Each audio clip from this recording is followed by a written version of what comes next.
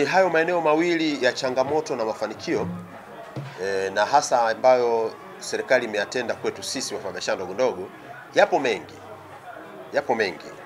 Kwanza kwa maono ya Rais wa Jamhuri ya Muungano wa Tanzania, na mimi nitumie nafasi hii kumpongeza sana, na ndio maana hata tulipomaliza leo tulikuwa na zoezi la usafi, nimetumia tena nafasi hiyo kuambia wafanyabiashara ndogo ndogo mkoa wa Tabora kwamba tunazo sababu zote za kwenda kumchagua Dr. Samia Suluhu Hassan ambaye ni mgombea wa nafasi ya urais, na tuna sababu hizo kwa sababu ya maelekezo ambayo ameshayatoa.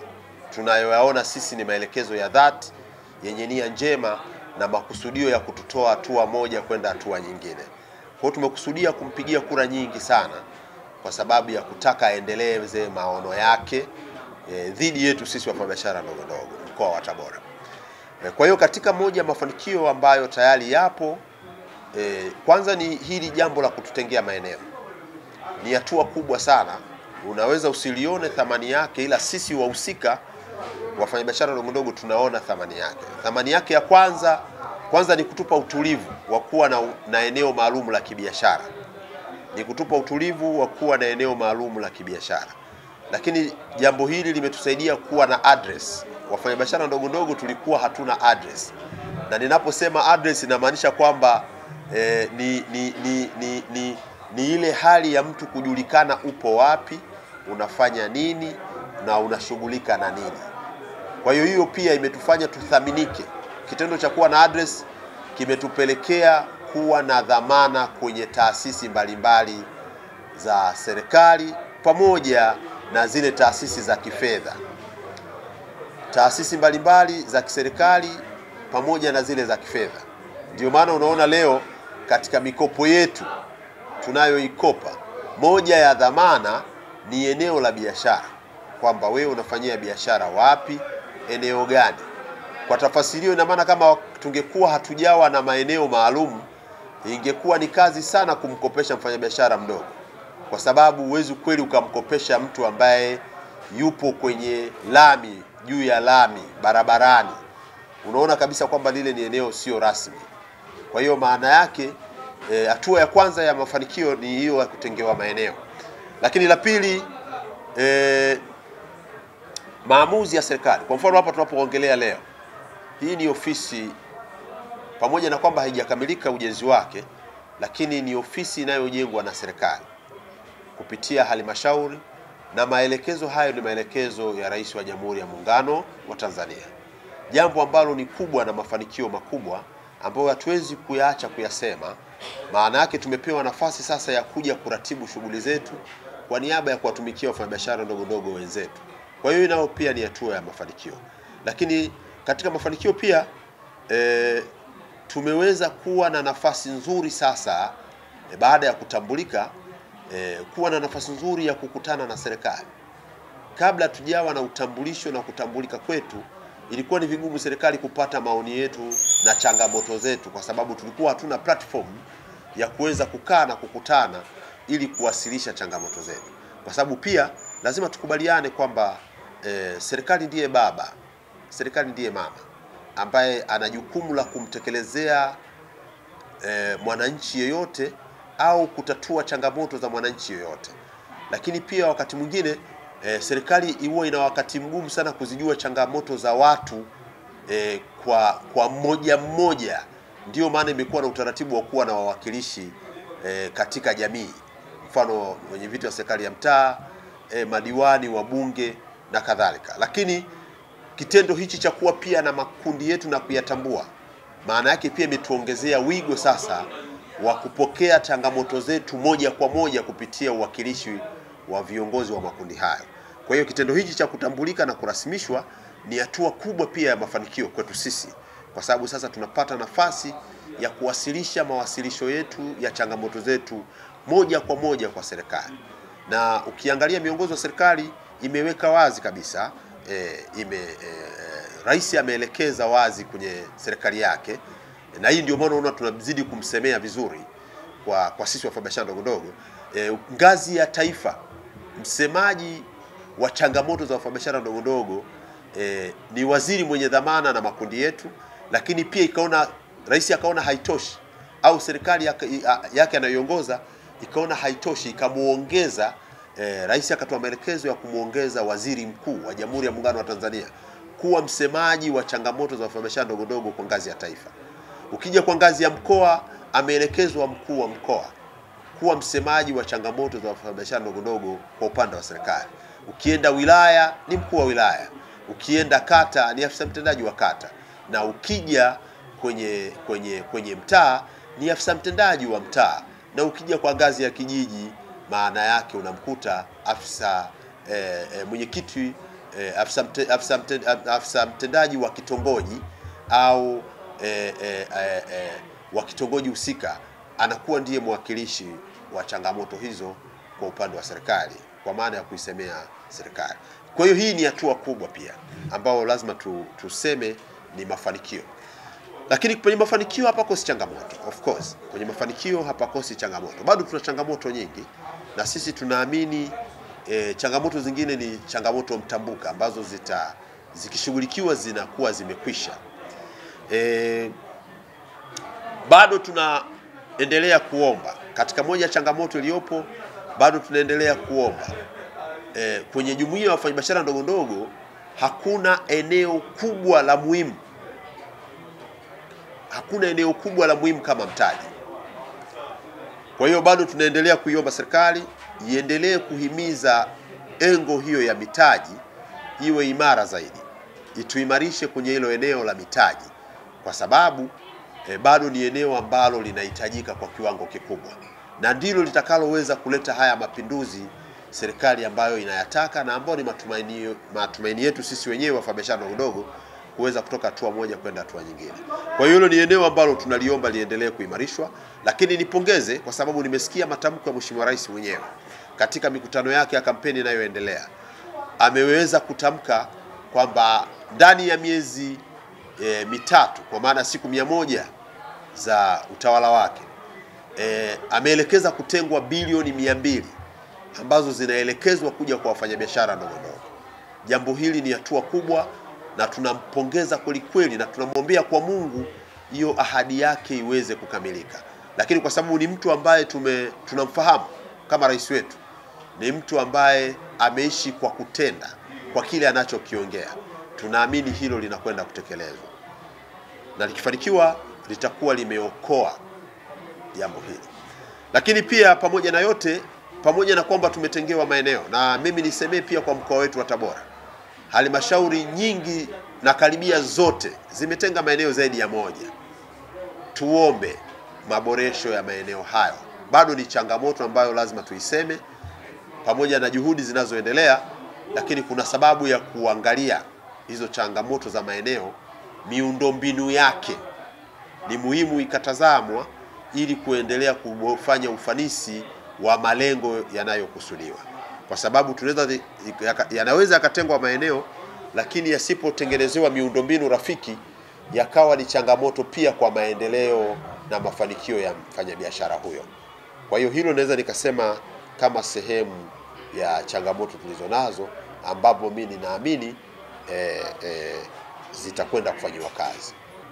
Nirudi pale nyuma kwenye changamoto na mafanikio, niongezee tu, tuna fursa nyingine ya mafanikio ambayo tunatakiwa tuitumie vizuri wafanyabiashara ndogo ndogo, ambayo ni uundwaji wa makundi. Tuna fursa nyingine kwenye uundwaji wa makundi. Katika miongozo ya serikali iliyopo, wafanyabiashara ndogo ndogo wana platform nyingine ya mafanikio kwenye kuundwa makundi. Kwa hiyo nitumia nafasi hii kuwaelekeza viongozi wa wafanyabiashara ndogo ndogo wa mkoa wa Tabora, ngazi ya wilaya, kata pamoja na masoko, wawahimize wafanyabiashara ndogo ndogo kuunda makundi kwa maelekezo yalivyo, ya kuanzia watu 5 na kuendelea. Fursa ya makundi hiyo inatupelekea kwenda kupata mikopo mingine ya 10% zinazotolewa na halmashauri kwa nchi nzima, lakini pia fursa ya kuomba kazi. Ninaposema fursa ya kuomba kazi, ni ile kupitia PPRA, kuomba zile zabuni zinazotolewa na serikali. Mfano, kuomba tenda mbalimbali za kulisha, za kusupply furniture na vitu vingine, na ujenzi wa majengo mbalimbali ya serikali. Kwa hiyo fursa inayopatikana huko kwenye engo hiyo, ni lazima uwe kwenye kundi ndio unaweza ukaipata hiyo kazi, lakini pia lazima uwe kwenye kundi ndio unaweza ukapata huo mkopo wa 10%. Sasa nikija kwenye swali lako la msingi kwamba pamoja na kwamba tumetengewa maeneo, ila bado kuna wafanyabiashara wengine wapo kwenye maeneo yasiyokuwa rasmi. Ifahamike kwanza, wafanyabiashara ndogo ndogo wanaongezeka kila kukicha. Wafanyabiashara ndogo ndogo wanaongezeka kila kukicha. Lakini kwa Tabora Manispaa ninaweza nikaizungumzia kwamba mojawapo pia ya changamoto hiyo ni imetokana na changamoto ya kimiundombinu ya soko letu. Ni moja ya sababu iliyopelekea hiyo hali ya watu kutokukaa kwenye maeneo yao waliopewa. Imechangia kwa kiwango kikubwa, kwa sababu ukiachukulia mabanda yetu hayo ya wafanyabiashara ndogo ndogo, unaweza ukakuta mpaka sasa hivi wameshapewa wafanyabiashara banda moja zaidi ya watu 4. Amepewa wa kwanza kashindwa, kapewa wa pili kashindwa, kapewa wa tatu kashindwa, kapewa wa 4 kashindwa. Kwa hiyo kwa nafasi yangu kama mwenyekiti wa wafanyabiashara ndogo ndogo mkoa wa Tabora na mtu ambaye nafahamu hali ya kimazingira ya soko letu hili, ukiniuliza mojawapo ya sababu ya kutokuwa na utulivu kwenye soko letu ni miundombinu ya soko lenyewe haijakaa vizuri.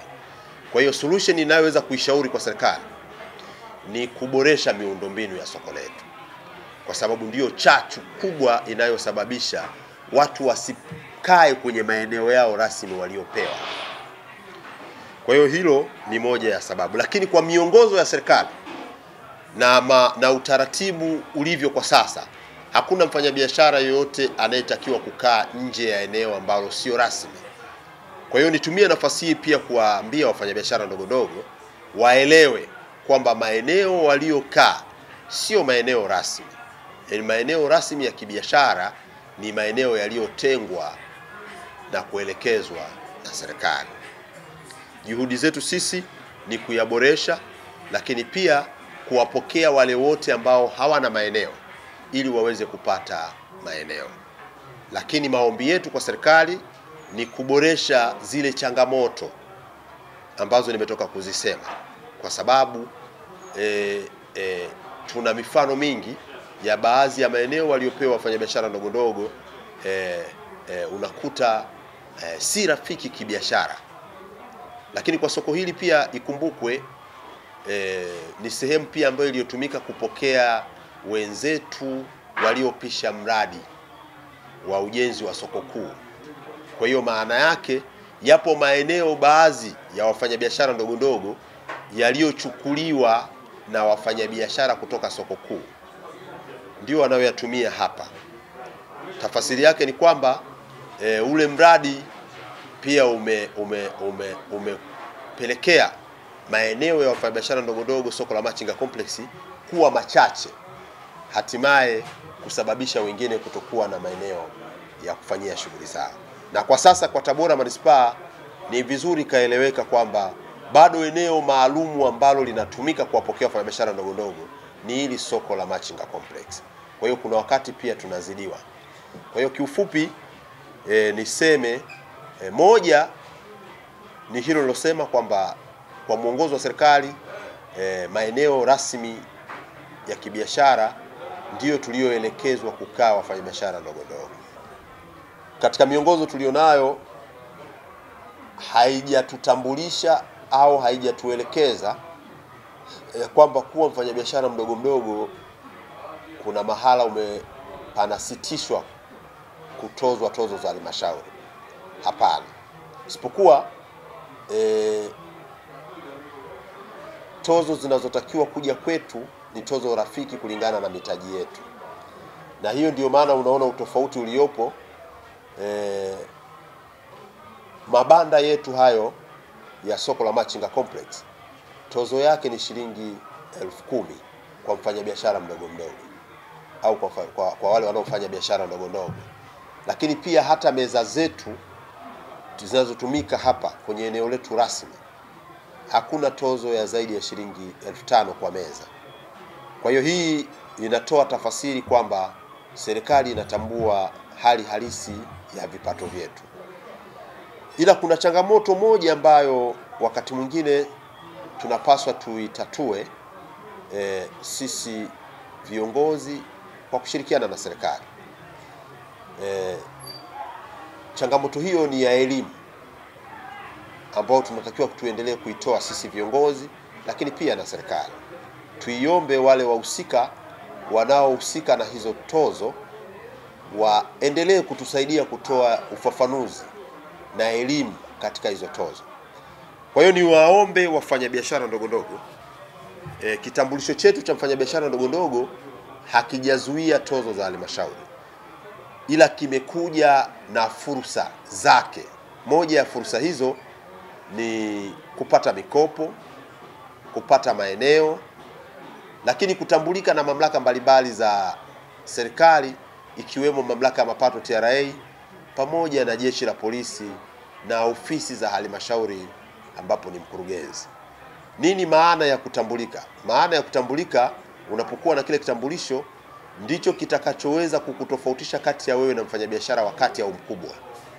Na ndio maana wote ambao wamethibitika kuwa wafanyabiashara ndogo ndogo hawana makadirio yoyote ya kodi, kwa sababu wamethibitika hivyo kwamba wao bado ni wafanyabiashara ndogo ndogo.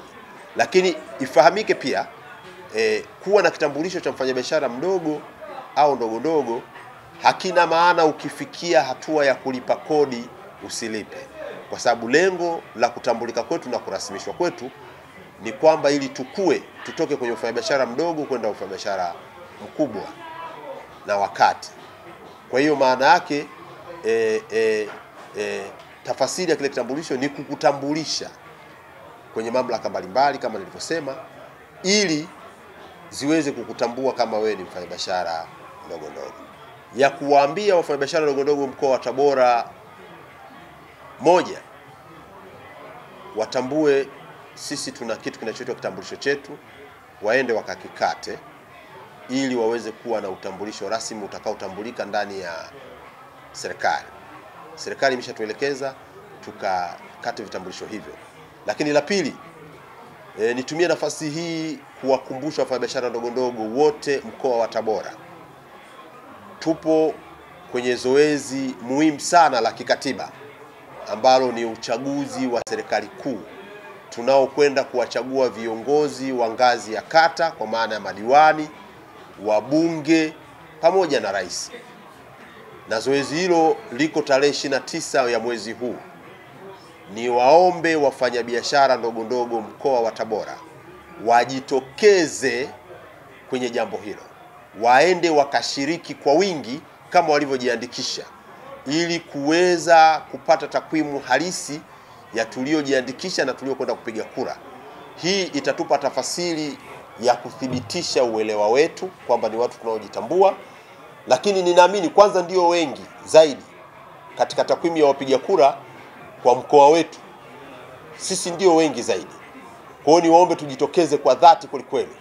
Lakini kwa nafasi hii kama mwenyekiti wa wafanyabiashara ndogo ndogo mkoa wa Tabora, bila kuchelewa au bila kupapasa maneno, mimi niwaelekeze wafanyabiashara ndogo ndogo, Dr. Samia Suluhu kwetu sisi ni nguzo kubwa sana. Twendeni tukamchague. Ana mambo mengi makubwa ameyafanya kwetu wafanyabiashara ndogo ndogo, na bado ana dhamira kubwa ya dhati kabisa ambayo inaonekana kwa macho na kwa vitendo kwetu sisi wafanyabiashara ndogo ndogo. Twende tukamheshimishe kwa kura nyingi kutoka mkoa wa Tabora. Jambo hili litampa nguvu ya kutimiza ahadi yake ambayo amekuwa akiizungumza, hasa hii ya kutenga bilioni 200 kuelekeza kujengewa ofisi nchi nzima, kuelekeza tutengewe maeneo na fursa mbalimbali ambazo amekuwa akizielekeza, ikiwemo na mikopo ya 10% nimeyotoka kuielezea. Mimi niwaombe sana wafanyabiashara ndogo ndogo tujitokeze kwa wingi kwenda kushiriki uchaguzi mkuu wa Oktoba 29 mwaka huu wa 2025.